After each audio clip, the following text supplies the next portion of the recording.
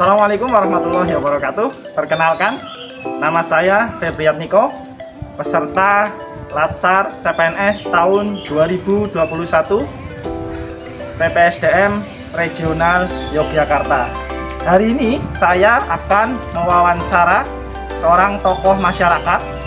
Beliau seorang ketua RT di Kelurahan Pringrejo. Mari simak video saya selanjutnya. Ya, Pak, perkenalkan nama saya Febriat Niko, Pak. Iya. Saya di sini akan mewawancara Bapak sebagai ketua RT di Kelurahan Pringrejo ini. Ini sebelum kita mulai pembicaraan, silakan Bapak bisa memperkenalkan diri terlebih dahulu. Ya, nama saya Adi Budoyo. Saya jadi ketua RT di sini sejak tahun 2017 sampai 2021, sudah satu periode lebih ya Mas ya. Ya. Di sini di RT sebelah sini alamat lengkapnya yaitu Perumahan BRD Blok L RT 11 RW 20 Kelurahan Pringrejo, Kecamatan Pekalongan Barat, Kota Pekalongan.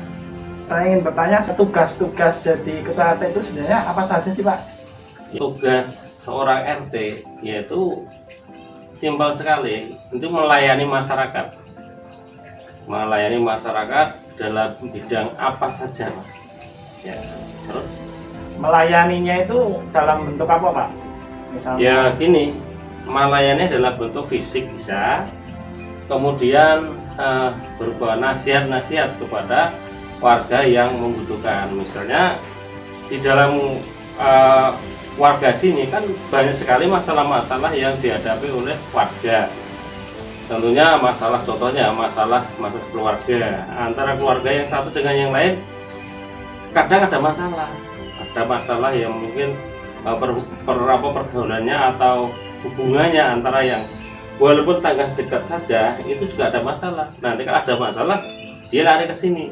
Kemudian ya saya sebagai ketua RT harus sebagai bapak yang baik untuk mendamaikan permasalahan-masalah itu, menyelesaikan masalah-masalah itu dengan baik tanpa membeda-bedakan dari salah satu pihak. Itu Mas. Ada contoh pengalaman nggak, Pak, menghadapi masyarakat yang pengalaman ceritakan tadi? sebenarnya banyak sekali pengalaman yang kami alami. Suka dukanya jadi banyak dukanya, sukanya ya ada lah. Nah, banyak sekali contohnya masalah hubungan antara warga yang satu dengan yang lain. Misalnya dengan yang satu membunyikan tip yang keras, ya sebelah tidak senang, akhirnya tadi ke tempat saya. Nah, saya baru menangani seperti itu. Kemudian ada lagi di sana ada permasalahan yang rumit, masalah sosial lah. Ada tamu yang datang kok malam-malam belum pulang. Nah, banyak yang warga yang mengusulkan datang ke sini. Bagaimana Pak RT ini? Ya kita selesaikan dengan baik. Ya Pak, mungkin ini ya Pak yang sedang ramai itu Ya. terkait bantuan sosial nih di masa pandemi itu. Kira-kira Bapak ini dalam RT kan biasanya disuruh mengambil data di masyarakat warga yang miskin dan yang tidak gitu. Itu bagaimana Pak? Nah, ini Mas, seperti yang tadi saya sampaikan, suka duka menjadi seorang RT ya, itu termasuk dukanya Mas, seperti itu. Kita mendata bantuan yang berdampak COVID ya Pak ya.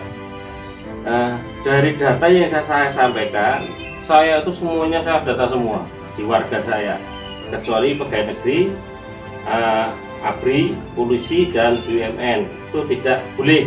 Yang lain saya data semua dan saya masukkan ke kelurahan. Nah, kelurahan nanti akan diteliti lagi oleh Dinsos, Departemen Kesehatan. Nah, itu setelah itu ya ternyata setelah sampai ke sini ternyata yang saya usulkan semuanya tadi berapa yang dapat hanya 10. Nah, sedangkan yang 30 sana kan tidak dapat. Nah, itu menimbulkan kecemburuan sosial. Nah, sikap seorang RT kan bingung.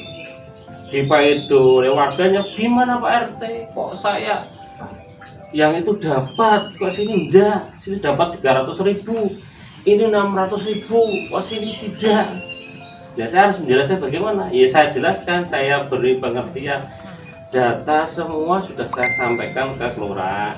Nah dari keluar itu masih dicek ulang yang benar-benar yang dapat, yang benar-benar tidak mampu sama sekali. Nah itu akhirnya warga yang mengetahui lah, warga sedikit-sedikitnya mengerti dengan itu. Ya itu suka dukanya seorang anak seperti itu dipaidu. Nah.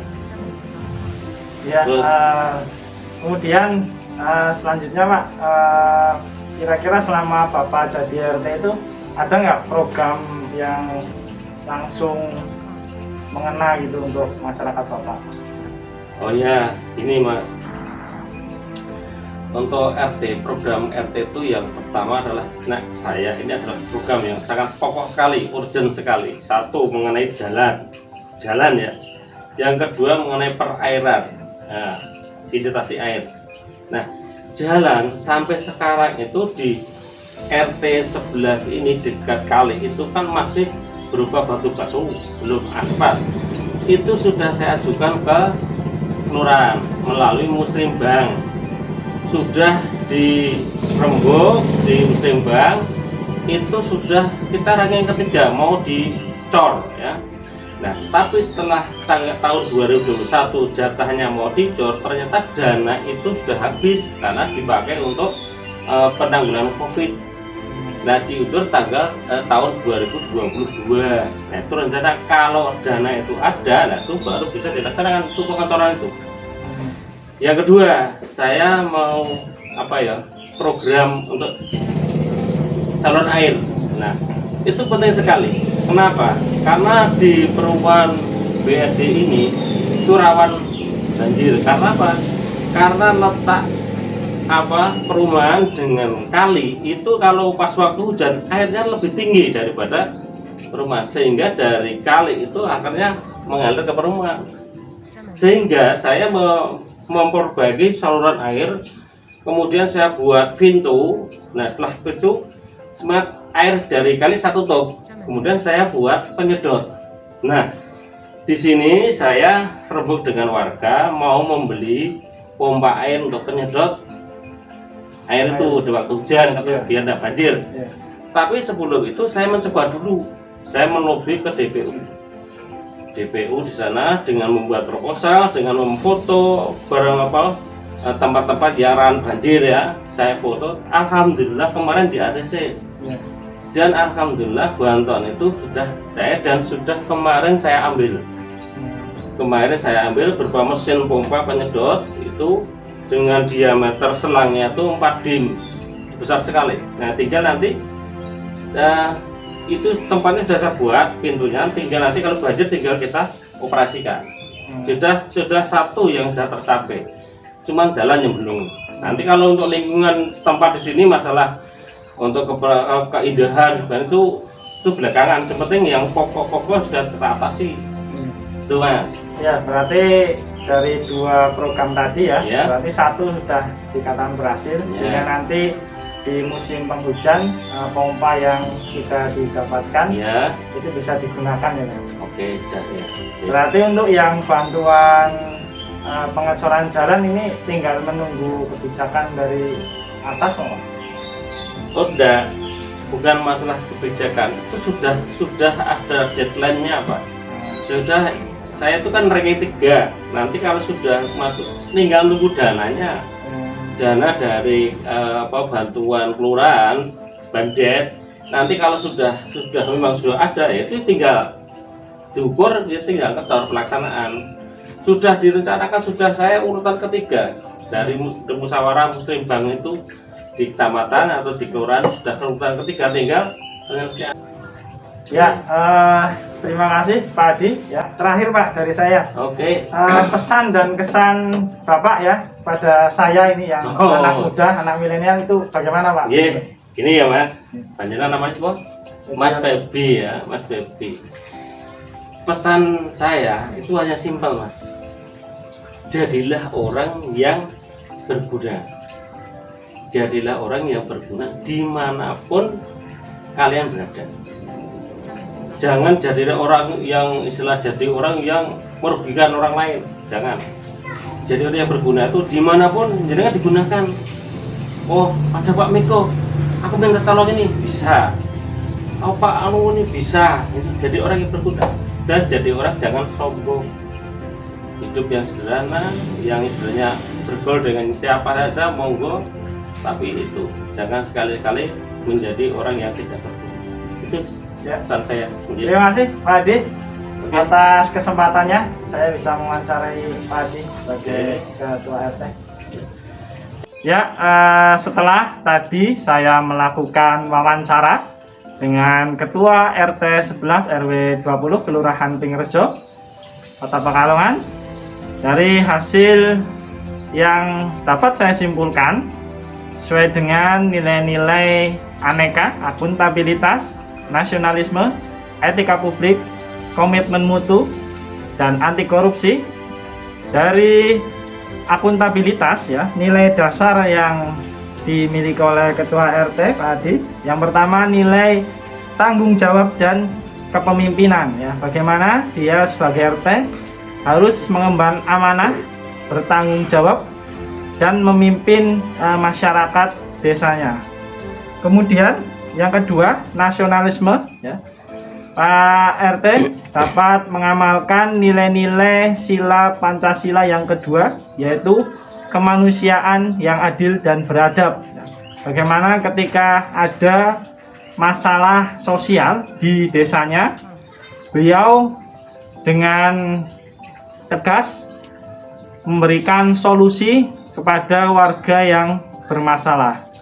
Dan beliau juga mengamalkan nilai-nilai Pancasila yang kelima, yaitu keadilan sosial bagi seluruh rakyat Indonesia, dari mana dia harus bersikap adil terhadap masyarakat di desanya. Kemudian nilai yang ketiga, etika publik. Bagaimana sebagai seorang ketua RT harus bisa melayani kebutuhan warganya ya, ketika ada bantuan sosial, bagaimana dia mencari atau mendata memang keluarga yang tidak mampu. Dan ini yang keempat, komitmen mutu ya, bagaimana dia harus bisa melindungi serta mengayomi masyarakat di lingkungannya. Dan nilai yang kelima, anti korupsi, memiliki rasa adil dan bekerja keras ya. Itu yang dapat saya sampaikan mengenai nilai aneka pada tokoh masyarakat di RT 11 RW 20 Kelurahan Pringrejo. Terima kasih. Wassalamualaikum warahmatullahi wabarakatuh.